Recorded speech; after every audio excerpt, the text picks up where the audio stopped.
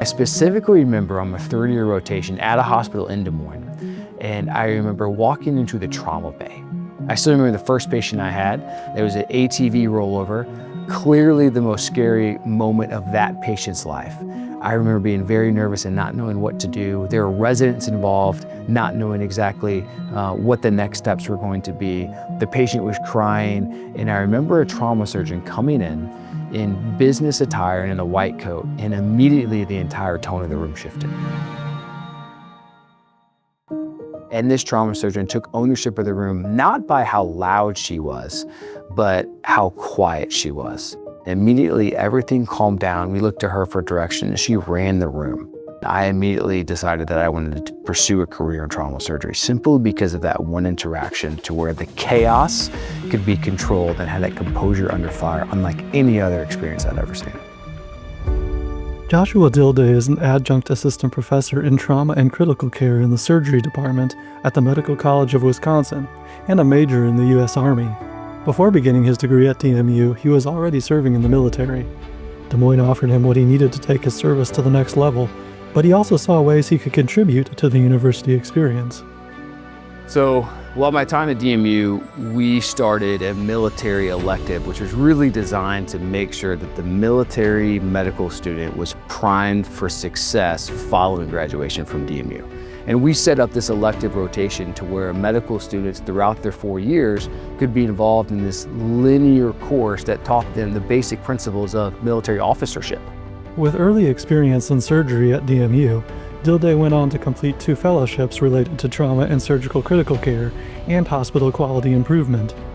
Today, he's an active duty trauma surgeon stationed at the Medical College of Wisconsin and part of a partnership with the Army Military Civilian Trauma Team Training, enhancing care on both military and civilian fronts. Meanwhile, the program that Dilday helped start at DMU has continued. And so now we've noticed that there is a need for continued military mentorship. And so with the Alumni Association and the program at DMU, we've actually set up a military mentoring program.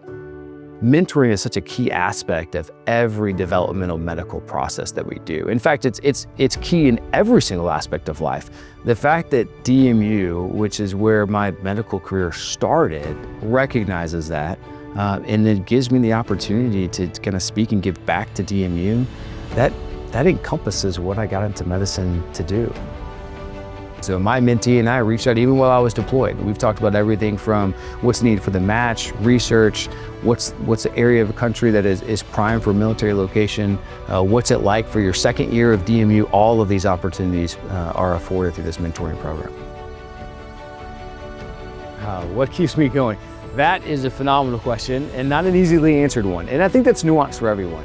So me personally, I'm a man of faith. So for me, having a sense of a higher power and realizing that it is not just a job, but a privilege to take care of humanity itself.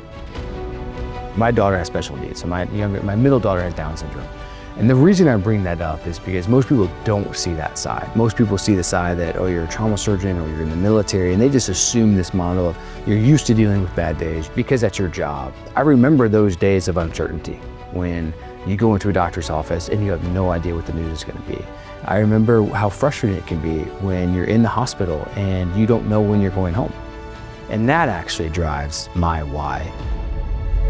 So as soon as I have my identity as a trauma surgeon or as a doctor or as an officer, I've lost that part of me that is really the main focus of living, which is as a husband, as a follower, and a man of faith.